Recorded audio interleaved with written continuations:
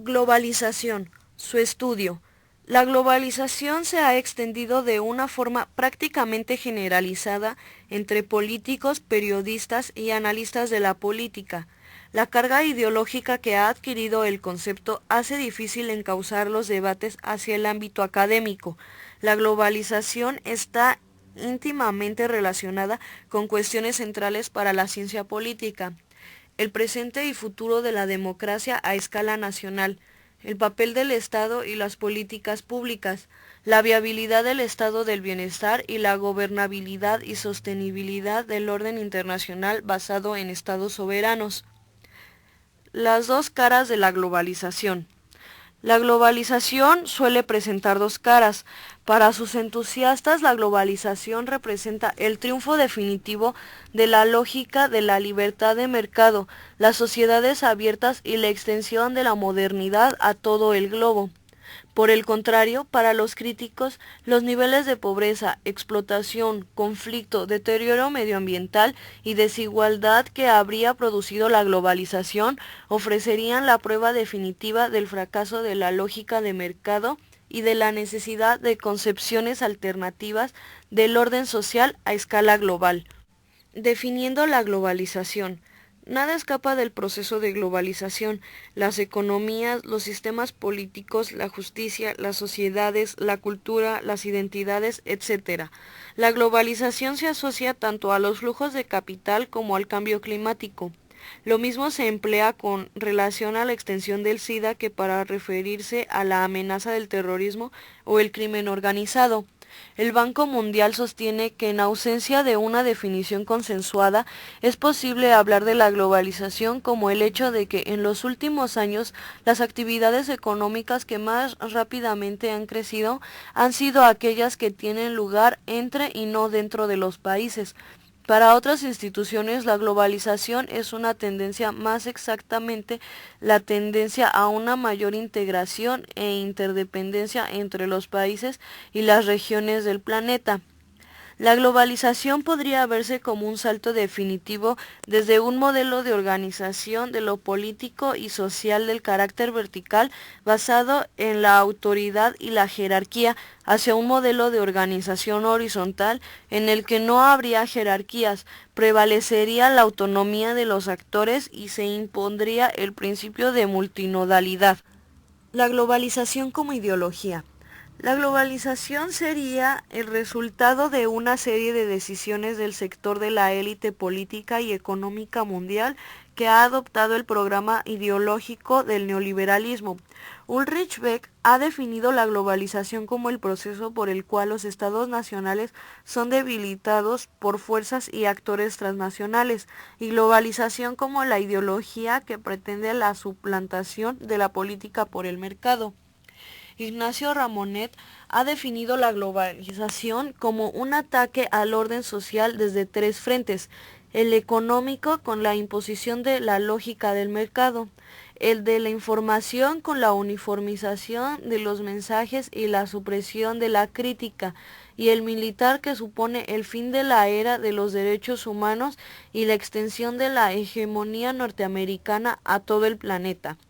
El término globalización se ha convertido así en sinónimo de un proceso de uniformización a escala planetaria de las estructuras políticas, económicas, sociales y culturales y de sus patrones de relación e intercambio.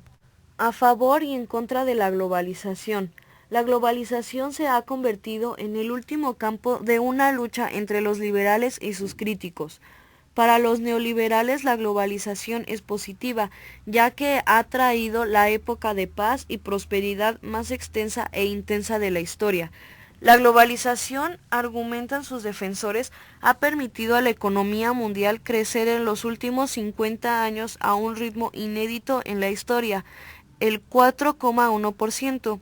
El libre comercio es un juego de suma positiva, no un juego de suma cero. Permite asignar los recursos más eficientemente, mejora la productividad y expande, en resumidas cuentas, la frontera de posibilidades de producción y consumo. Globalizadores y antiglobalizadores. están de acuerdo en que la globalización aumenta el poder relativo del mercado con respecto al Estado.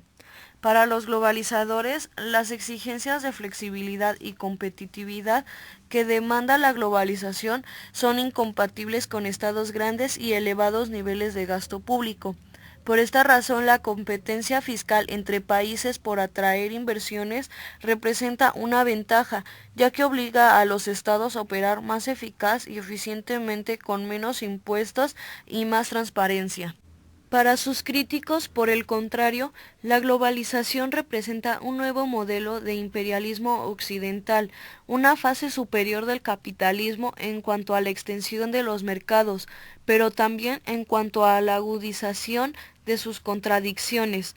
La globalización implica una nueva vuelta de tuerca de la independencia norte-sur, por la cual el norte utiliza su control de los medios financieros globales para controlar los recursos naturales de los países más pobres.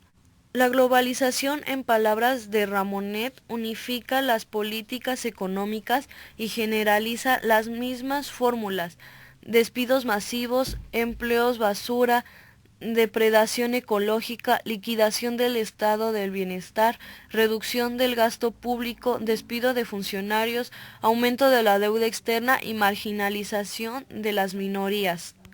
Como consecuencia, señalan los críticos de la globalización, las desigualdades no solo no habrían sido corregidas, sino que habrían aumentado sostenidamente dentro y entre los países. La globalización, fenómeno nuevo o viejo. Dos citas reflejan hasta qué punto la globalización es un fenómeno nuevo o viejo. Antes cada nación permanecía cerrada sobre sí misma, había menos comunicación, menos viajes, menos intereses comunes y menos relaciones políticas y civiles entre las gentes. Sin embargo, hoy nos es posible adivinar la desaparición gradual de las diferencias nacionales que antes nos llamaban tanto la atención. Los cambios en la estructura de la economía global han resultado en un debilitamiento de la capacidad del gobierno de controlar determinadas actividades que le corresponden de iure. Las crisis monetarias internacionales han demostrado la emergencia de mercados financieros que operan más allá de la jurisdicción de incluso los estados más desarrollados de Occidente. Las dos citas reflejan que si por globalización entendemos interdependencia entre lo nacional y lo internacional, la globalización no es en absoluto un fenómeno nuevo. Por tanto, la interdependencia representa lo viejo de la globalización. Desde esta perspectiva, la respuesta a la pregunta de qué hay de nuevo en este fenómeno puede ser respondida afirmando que la globalización se caracteriza por la intensificación de la interdependencia en algunas dimensiones clave, especialmente los flujos económicos, aunque también en la discusión de cuestiones medioambientales. En consecuencia, los historiadores económicos han acotado tres grandes fases u olas de globalización. La primera tuvo lugar entre 1870 y 1914 y se caracterizó por una duplicación del comercio mundial. Durante este periodo, los flujos migratorios de Europa a América y de China al sudeste asiático involucraron al 10% de la población mundial de la época. Al mismo tiempo se triplicaron los flujos de capital. Esta primera ola fue tan intensa que en el año 1900 los niveles de comercio e inversión representaban un porcentaje mayor del Producto Interno Bruto mundial que en 2000. Entre 1945 y 1980, las cifras relativas a los intercambios económicos han reflejado una segunda ola, aunque circunscrita a las economías de los países más desarrollados. La tercera comenzó a principios de los 80 y se ha caracterizado por la incorporación a la economía mundial de un grupo de países en vías de desarrollo, sobre todo en Asia y en parte América Latina. En menos de 20 años, un grupo de 24 países con una población cercana a los 3.000 millones de habitantes ha conseguido trasladar el grueso de su producción y sus exportaciones desde las materias primas a los productos manufacturados, de tal manera que si en 1980 solo el 25% de sus exportaciones se referían a productos manufacturados, en 1998 ese porcentaje había ascendido al 80%. Estas tres olas reflejan la diferencia entre internacionalización y globalización.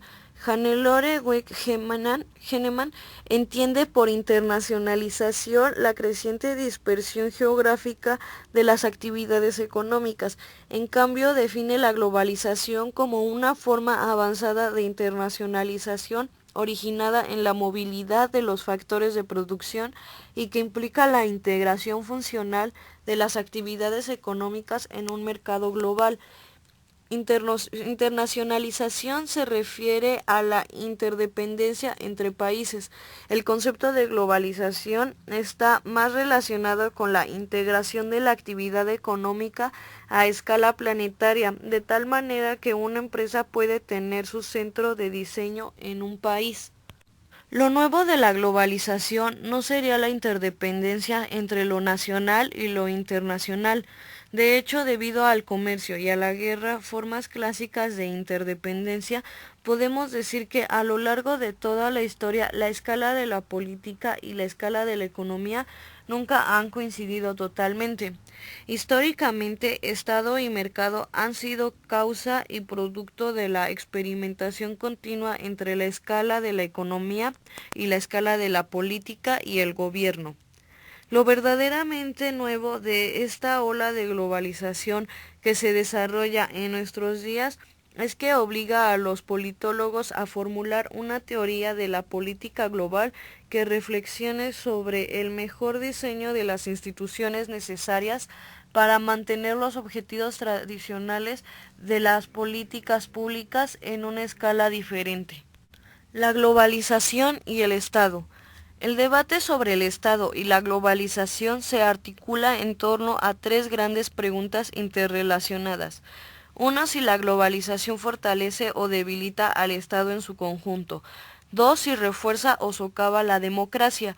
Y tres, si es compatible o incompatible con los derechos sociales, el gasto social y, en definitiva, el estado del bienestar. El A.T. Kearney Globalization Index constituye el ordenar los países en cuanto a su grado de globalización. Dicho índice agrupa 4 dimensiones y 12 medidas. En la primera se contabilizan los flujos comerciales y de servicios, así como la convergencia de precios nacionales e internacionales. En la segunda, los flujos financieros, desagregados en transferencias monetarias, la inversión extranjera directa y la inversión en cartera.